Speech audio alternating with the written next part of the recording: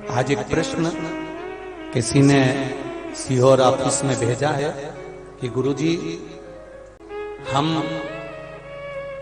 हमको श्राद्ध पक्ष में हम जो ब्राह्मण को भोजन कराते हैं या हम किसी को भोजन कराते हैं तो वो हमारी जीवात्मा को क्या वो मिलता है?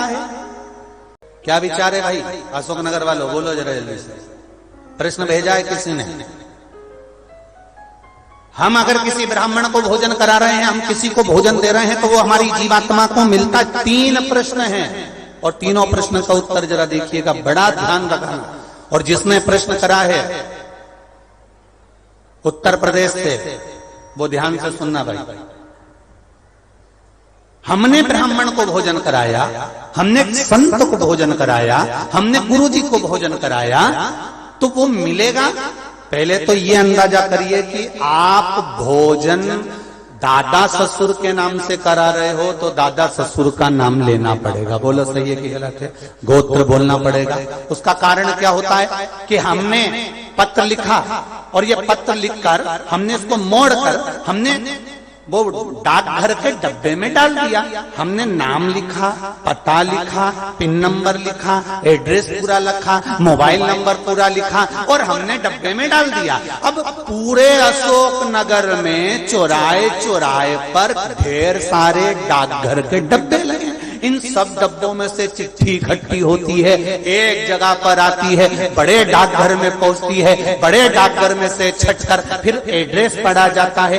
एड्रेस में तुम्हारा नाम पढ़ने का बाद में पहले ये पढ़ेंगे कि पिन नंबर क्या है, फिर पढ़ेंगे कि शहर का नाम क्या है। उसमें लिखा होगा गुना और गुना का पिन नंबर डाला होगा तो चिट्ठी को छाट छाट कर अलग रखते जाएंगे। अब गुना में ये चिट्ठी बड़े डाकघर में जाएगी, बड़े डाकघर में चिट्ठी पहुंची गुना के। अब वहां पर बैठकर छाटा गया कि बजरंग कॉलोनी के पास कौन रहता है, तो एलआईजी के पास कौन रहता है, तो चारभुजा नाथ जी के पास कौन रहता है, तो राजेश्वर मंदिर के पास कौन सा रहता है, कौन से वार्ड में रहता है, उसको छाट कर अलग रखा जाएगा। फिर वहां के डाकघर वाले व्यक्ति को, उस डाकिया को वो दिया जाएगा और उससे कहा जाएगा कि ये चिट्ठी पहुंचा दो। अब जरा प्रोसेस देखिए, डाली थी अशोक नगर में, इतने सारे डब्बों में इकट्ठी होकर एक डब्बे की चिट्ठी एक जगह पर इकट्ठी हुई बड़ी डाकघर में।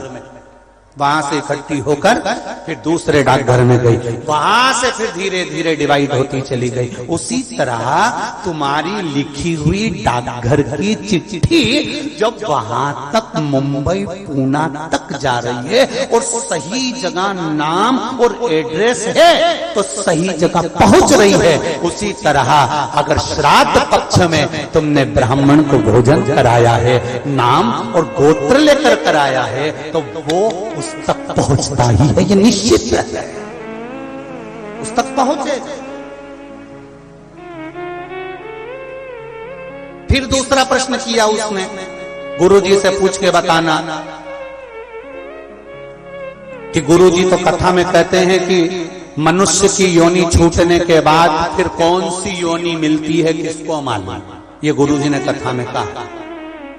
तो हम भी नहीं कह रहे झूठ की हमने कथा में नहीं की, हमने कहा। तो उसने प्रश्न करा, अगर वो दूसरी योनि में होगा तो तुमने जो भोजन दिया हो सकता है वो सांप बन गया, चींटी बन गया, झिंगूर बन गया, शेर बन गया, तो वो खीर पूड़ी खाएगा क्या? और पंडित जी को तो खीर पूड़ी खिलाने का बोलते हैं। फिर जब वो दूसरी योनि में पहुंच गया तो उसको खीर पूड़ी कैसे मिली? पंडित जी से, गुरु जी से पूछ के बता। तो हमारा निवेदन है, जब हम यहां से रुपया अमेरिका भेजते हैं तो वहां हमारा इंडियन पैसा नहीं होता, वहां डॉलर में चेंज हो जाता है। उसी तरह खीर पूड़ी भी डॉलर में चेंज हो जाती है, जैसा वो खाएगा वैसा उसे मिल जाएगा। जब भारत की करेंसी, भारत का पैसा यहां से डाला आपने अमेरिका, तो अमेरिका में बदल गया।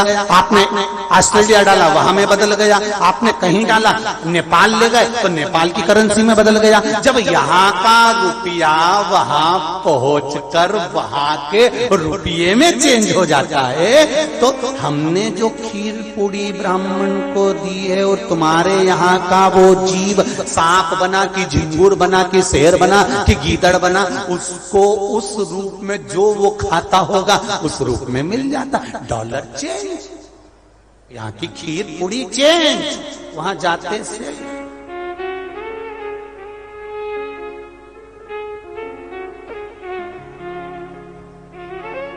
फिर तीसरा प्रश्न लिखा, अगर हमारे घर के पूर्वज शिव महापुराण की कथा सुन सुन के तर गए तो फिर हम श्राद्ध काय को करें?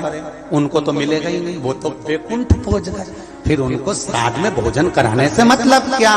तो हमारा इतना सा कहना है, यूपी वालों जो तुमने प्रश्न करा बहुत जोरदार करा रे, तो एक उत्तर और अच्छे से सुन लो कि मान लो तुमने अगर श्राद्ध में भोजन कराया और तुम कह रहे उनका तो मोक्ष हो गया शिव पुराण सुनकर, फिर श्राद्ध करने से कौन सा फायदा? तो तुम भोजन कराओ, ये भोजन का फल वहां जाएगा। जैसे तुमने कोई सामान या रुपया मुंबई भेजा तुम्हारे रिश्तेदार किया, और मुंबई में रिश्तेदार का मालूम पड़ा कि उनने घर छोड़ दिया, या वो कहीं चले गए, या वो कहीं समाप्त हो गए, तो वो रुपया, वो सामान तुम्हारा वापिस तुम्हारे पास आ जाएगा। तो तुमने जो पुण्य करा है, अगर उसने नहीं लिया तो वो पुण्य तुम्हारे खाते में वापिस आ जाएगा। इसलिए कि मां